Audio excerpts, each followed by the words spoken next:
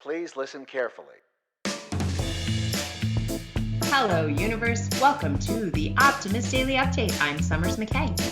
And I'm Kristy Jansen, and we're part of the team behind the Optimist Daily, making solutions the news. We bring you reader-funded solutions news every day in order to change the tenor of news media, social media, and the direction of your day to one focused on solutions. 7 days a week, we publish positive news stories written by award-winning journalists who are also super cool people and delivered online to your inbox and through our social channels. And also, we are sharing these solutions in a commute-worthy, walk-worthy, home office-worthy, go out there and turn your houseplants so they're healthier-worthy podcast. Today is Thursday, the 24th of June, 2021. Guess what I did today, Kristy? Well, tell me. I'm very interested. What did you do today? Yep, I rotated all of my houseplants.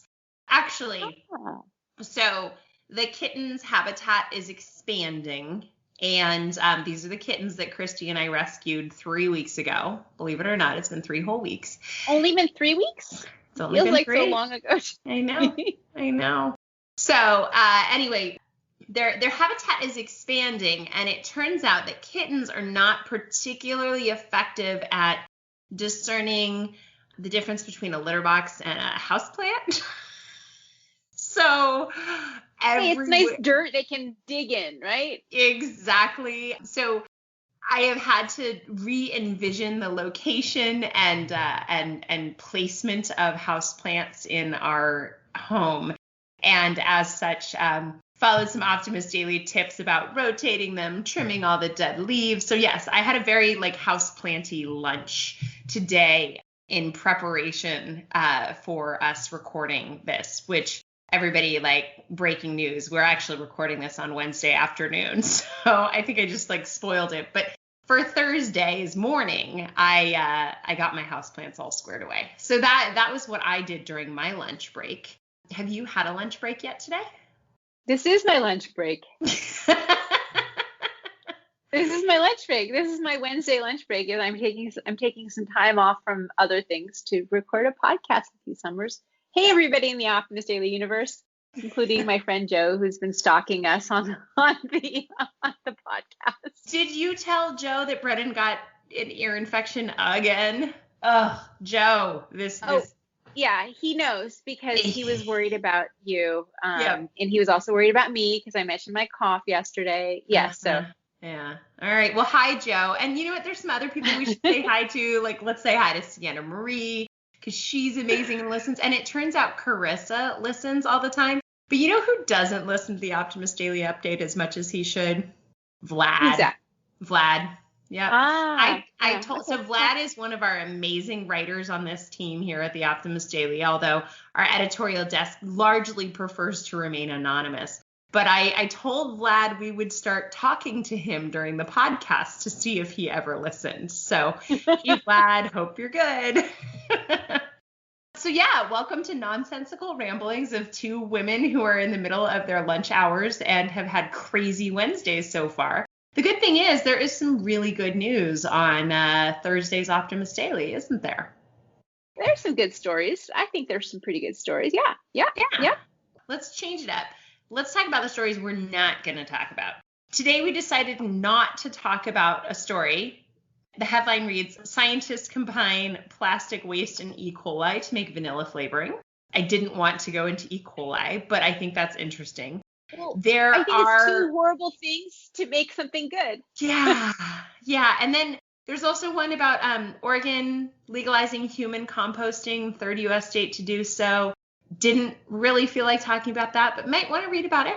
Ghana takes on ambitious reforestation effort to plant at least 5 million trees. We like trees, houseplants. What else are we not talking about today, Kristy? We're not talking about a headline which reads, "Drones help protect biodiversity on Galapagos Islands by ridding them of rats, which are a very invasive species." There's an article I was reading yesterday about Australia dealing with mice. So yes, rats and mice. So drones are helping Galapagos. You know how they deal with that in Texas? They shoot them? No, feral cats everywhere. Oh my goodness. Yeah. Okay, what else are we not talking about before we get to We're also not talking about an article about how a video game is enabling players to tackle real world environmental problems. We're not talking about Indigenous Photograph, which is an online gallery that uplifts Native voices worldwide. And we're also not talking about a really important solution from our World Unity Week coverage about Yo Tambien, which is the Latin or the Spanish-speaking world's response to the Me Too movement. Super important subject. But those did not make it to our conversation from the headlines that we wanted to talk about and highlight for you here on the Optimist Daily Update. Summers, why don't you start with yours first? I will start with what did make the cut today. It's a subject that's very close to my heart. As many of you know, I spent time teaching. The headline reads, How to Improve Teacher Diversity in Public Schools. Research has shown students of color score higher on standardized tests, are more likely to graduate, are more likely to seek out advanced coursework when they have teachers of color. However, there are not a tremendous number of teachers of color in the public school system. They only account for 21% of public school educators. A good old UC Berkeley professor, go Bears, of education named Travis Bristol shares some insights on how we can solve this issue and kind of fix the funnel. One of the reasons that I think this is super important is that representation and seeing yourself in role models is so important for imagining what what the possibilities are for any person's life. Yeah. And so having a teacher, similar findings in relation to doctors and outcomes are much better when you have people who you can identify with and relate to in those important roles like teachers, doctors. And so it's important for the students of color who make up half of U.S. school children. To see that. I mean, I certainly know that I want to make sure that there are strong female role models who in leadership roles for my daughter, because I want her to see those opportunities. And it's not it. So okay, so here's some recommendations from Travis Bristol. Number one is focus on retention. So there's a lot of effort and energy put into recruitment. However, teachers of color, especially Black teachers, have a far higher rate of turnover compared to their white peers. Implementing things like diversity training and communicating with teachers and focusing on retention, identifying ways to increase retention and reduce employee churn is something that's really, really critical. Improve leadership and work conditions.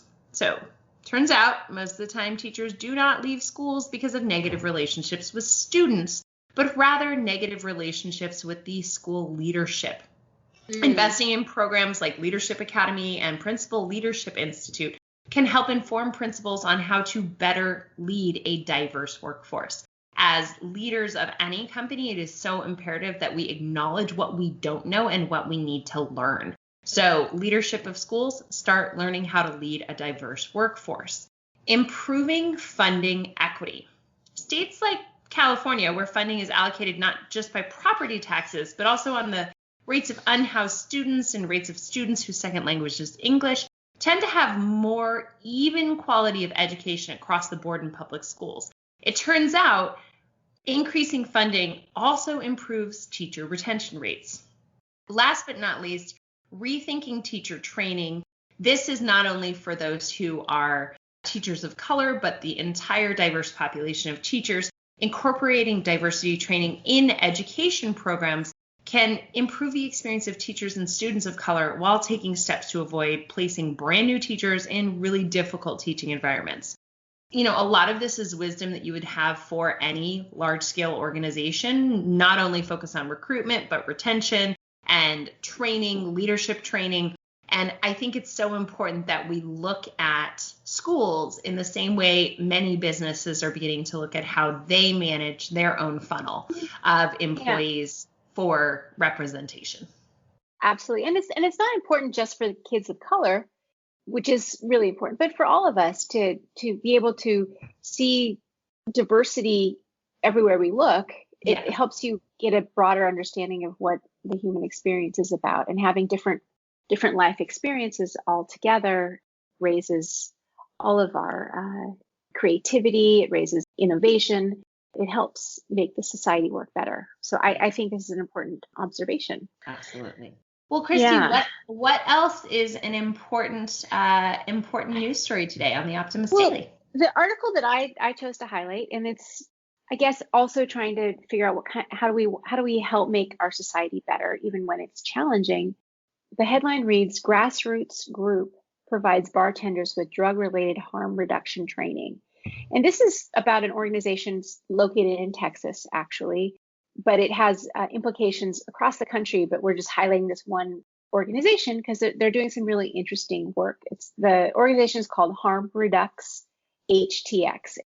They're located in Houston, Texas. And the problem that they're trying to address is the fact that overdose deaths in Texas rose by 35% in the first 8 months of the pandemic. And now that the state is starting to reopen, how do Texans address this issue? And this is a problem all over the country. How do we address drug use and the death associated with that in a way that's going to save people's lives? I mean, it's pretty remarkable, Kristy, to just think about the increase and the emotional damage that the pandemic caused. 35% increase is an obscenely large number. That is not a small It's not a small number. And this is just one of the additional costs of the pandemic, in addition to other forms of grief, other forms of loss. And when a person dies from a drug overdose, it's not just the person whose life is lost, but everyone around them, the whole, their family members. And it's really tragic. Mm-hmm. And so a group of citizen volunteers is working to implement harm reduction training in common drug use sites, namely bars, which is a place that a lot of times people will be out partying. And as Texas is opening up, now there's going to be the opportunity for more people to be out and, using in those settings. It's an informal group. It's all citizen volunteers, but they are getting together and meeting with bartenders around the city and the broader state of Texas to conduct harm reduction training services for those employees who may witness drug abuse or even overdoses in the workplace. And bars is one of those places that is a pretty common sight, unfortunately.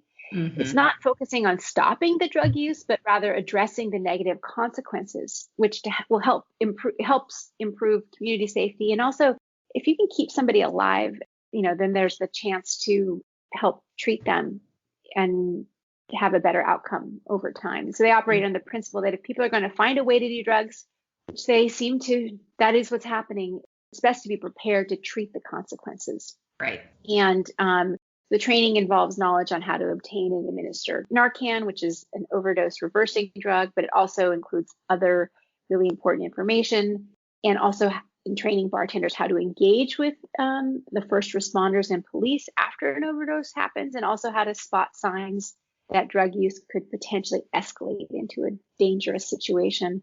And it's interesting to choose bartenders, which it's a setting, and we already are asking bartenders often to cut people off when we've had too much to drink. When they've been overserved with alcohol. When they've been overserved alcohol. So those same kind of skills might be used to address drug use in those settings as well. Mm-hmm. And in the state of Texas, for example, sometimes those bartenders can be held liable for bad behavior of intoxicated patrons. So it's interesting for this to be going on in Texas because it's not a friendly state to these kinds of interventions. There's some bills that have been passed that actively prevent these kinds of strategies. There's also laws that prohibit feeding unsheltered people or setting up things like clean needle exchanges, even though they've been empirically shown to work a lot better than any kind of just say no kind of campaign. Mm-hmm. Places like the state of Oregon or the country of Portugal that have legalized drug possession while criminalizing sales emphasize the human approach to substance abuse prevention, and they have been more successful in reducing drug use in those settings. So understanding that it's happening, it's going to happen. So how do you treat it systemically and in a way that's more human-centered as opposed to just a punitive, just say no kind of thing? So I think this is really interesting and solution, and it's important to acknowledge that it is a problem and it causes so much pain and suffering, both for the people who are in the throes of negative or abusive use of drugs, and also the people who love them. Exactly. And, addiction and drug use are very tricky things to talk about. They might not always feel optimistic, but solutions to mitigate loss of life. And I think before we did the record, you made a very good point that not everyone is ready for recovery, but if you can keep them alive long enough to help them get to recovery, then you have saved a life. And this is about life-saving and hopefully creating better opportunities for intervention if an addiction is present. So that and much, much more, as always, is available on the Optimist Daily today. You can get other great positive news stories. You can search our library of over 18,000 news solutions that have been curated over the years the Optimist Daily has been publishing. And you can also just listen to old episodes of Kristy and I talking, right? Because that's fun. And otherwise, you can just get back to your day. Go rotate some houseplants. Thank you, everyone, for listening to the Optimist Daily Update. We promise to continue to share positive solution-based stories with ideas on how you can participate in this changing world and ensure it is changed for the good. Please consider becoming an emissary on theoptimistdaily.com, and for just $5 a month, support reader-funded independent journalism. Be part of the solution-changing consciousness and addressing our world's biggest challenges with a problem-solving mindset. Hey, Kristy, go eat something. Thank you for spending your lunch break with us today. Well, thank you. Summer's nice to be here, and I guess that's it for the day. That's a wrap. Bye, guys.